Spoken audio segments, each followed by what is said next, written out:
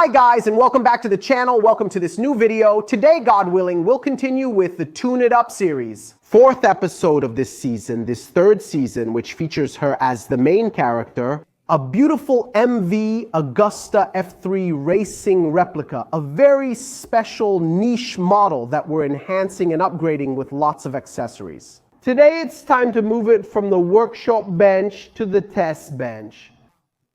In fact, we're going to create a dedicated test bench map to get the most out of this 3-cylinder engine. Obviously, though, before we do that, there's something crispy. Last time, he only gave you a little, even though he took a risk. I showed you something that today, of course, good Roberto has to go and unbox. So Roberto, as usual, it's your turn for the unboxing moment.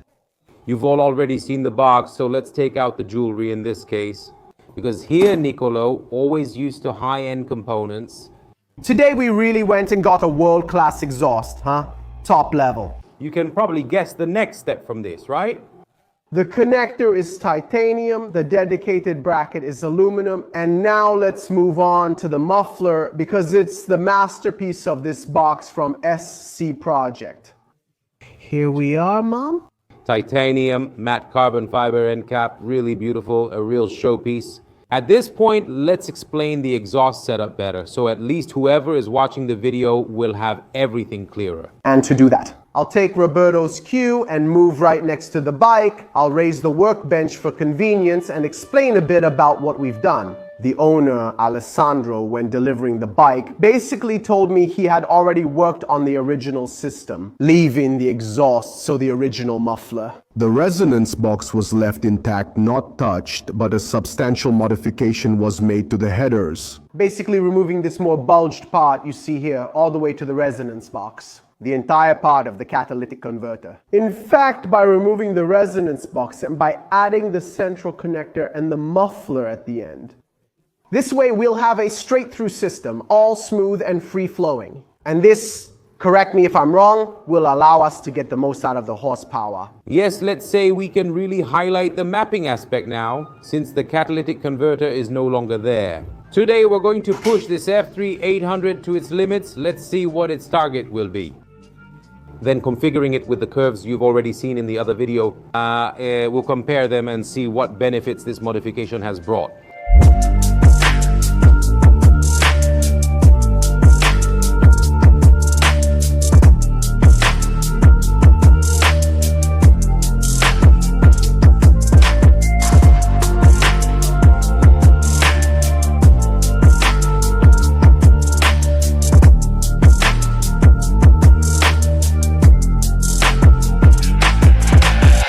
The work of art is finally installed, and it's time for the first startup with this beauty.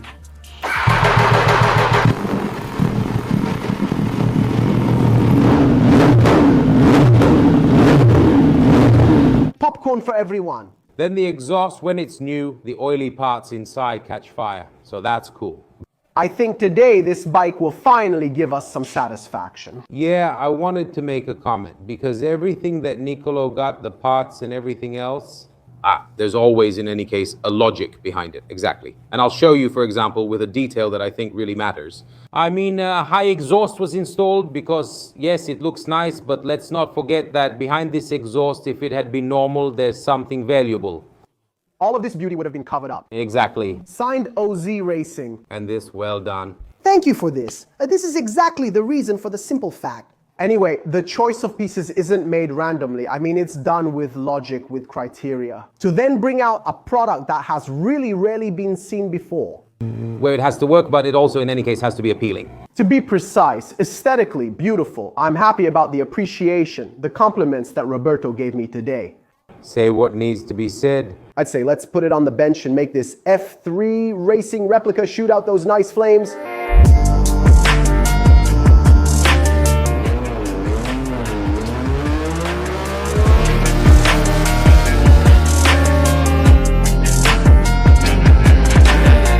First run on the bench done, a run that gives us confirmation. What are the changes the bike has undergone after the component swaps we made in the previous episodes? Let's begin by saying we had to establish a base lane for the situation. Of course, so we mentioned earlier that the bike arrived here already with a sort of map.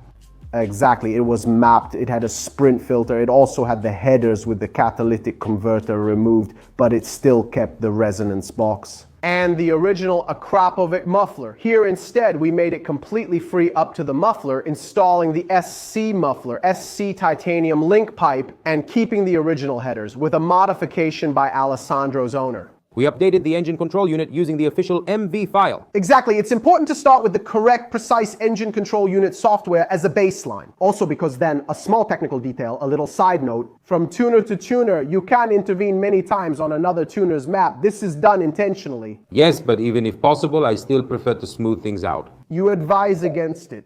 I tend to start over from scratch. So, commenting a bit on the power curves, let's look at the red curve, which is the run we did back then.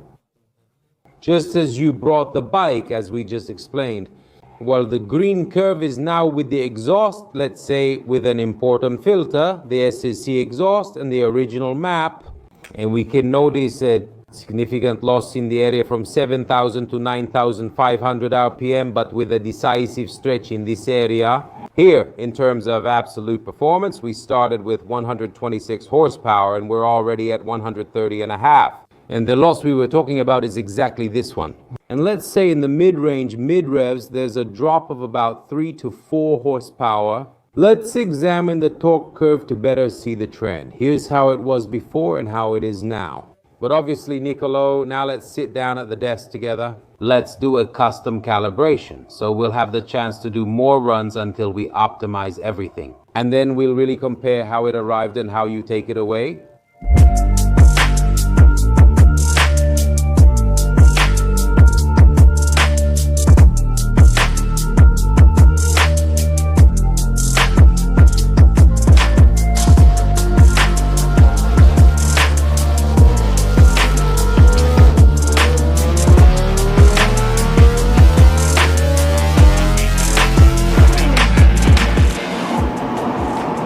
Habemus papam. Robbie has finally finished the calibration process of the control unit. We did a lot of runs to fine-tune the mapping of the F3 Racing replica as much as possible, which was already really good in terms of fuel mixture. All right, Nick, let's do the comparison, the most realistic one possible. Exactly. Which is to compare the components. The bike came with an Akrapovic exhaust. Now we've installed an SC. Before there was a standard F185 model. Now there's an F85 panel filter which has a larger surface area, so it allows more airflow. So let's say the two curves to compare them. Both are with the original map, just to understand the value, hey Nick, of these components here. Exactly. So, excluding the previous mapping discussion, we set the bike to stock, so the normal MV mapping, and we simply saw the difference in the components. With SC, we did better at around 6,000, but performed worse in the mid-high range. Between 7,500 and 10,000, we lost a bit. We had a slight stretch at the peak, but it was really not very significant. This doesn't mean that the exhaust doesn't work. On the contrary, Then everything needs to be, let's say, highlighted. explained properly, because technically there's a reason for these different curves. And the reason is simple, because the exhausts basically have different shapes. One is longer with a higher passage, the other is lower. It was really short for sure. The other one is shorter. So obviously the bike and the engine respond differently. They basically changed the character, let's say, of the bike. But now we're here for this. We've been inside this booth for 3 hours. Guys, I'm serious. Just check the time. I want to go home. 6:42. The shop closes at 7. We're really cutting it close now. Just in time. We made it? We made it.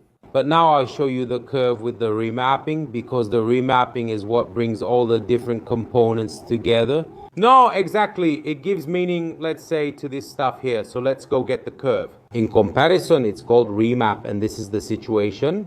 So the Azura, in short, made the difference, because since 3,000 revolutions per minute, we had an improvement, and we improved even more. In the 6,000 revolutions per minute range, we were even, and in the 9,000 range, where we had, let's say, a clear drop in performance. Still gaining in the 8,000 range. Yes. A little something. A little something. We counted on that too to maybe get ahead in the mid-high range. Exactly. In terms of numbers, that's likely what interests you if you're watching this video. How P. In both configurations, we got the same performance, 130 horsepower at the wheel. Yeah, make sure it's at the wheel. With the map, we got a +5, so not bad. From the torque curve graph, you can better understand the thrust. Why? Because this area here where we did the remapping, we improved it in a, let's say, decisive way. The loss, because this, remember, the red one is with SC, the green with Agra, so we ended up with this dip. No, and with the map, we, let's say, highlighted it, really recovered it in a big way. So, as you can see, from 3,000 up to the limiter intervention, the bike has only improved. Exactly. So, Nick, I'm especially satisfied. You guys may be used to that with other videos. With higher numbers? With higher numbers. Still, as an 800cc bike, I think it's excellent. And above all, let's remember that the headers are still original. So this is also a factor, or even the reason, for the small increase compared to all the components we're adding. But let's say that a motorcycle isn't just about the engine. You're not just riding the horsepower, but also all the components we've installed, like the electronic suspension. This has also been completely changed. Exactly. We pushed it to the limit by installing the DigiShocks kit from Bitubo and the lightweight wheels from Z. They're unsprung masses, right? So they help reduce the weight Of the bike. overall, and when you ride, damn, they really make a difference. Of course, I also want to thank Spring Filter for the world-class panel filter they gave us, even on this F3 racing replica, giving us at least the pleasure of trying it out, right? To see these components. Then, well, Usually, it's not possible to buy. isn't this control panel beautiful? These two spectacular Bitubo caps have solenoid wires coming out and wide handlebars. Like a World Super Sport bike, the switch gear. We have created, at least technically, within the Emoto garage, another masterpiece. Absolutely. And now the ball definitely has to pass to Giulio, who will have to turn my idea of design, of graphics for this bike into reality. Thanks for watching, and as always, thanks to Roberto, who really deserves some overtime pay. I have to pay him overtime since we're cutting it close. Next time you come, you treat me to lunch, okay? Not McDonald's. Here we are, no McDonald's, and I can't escape this time.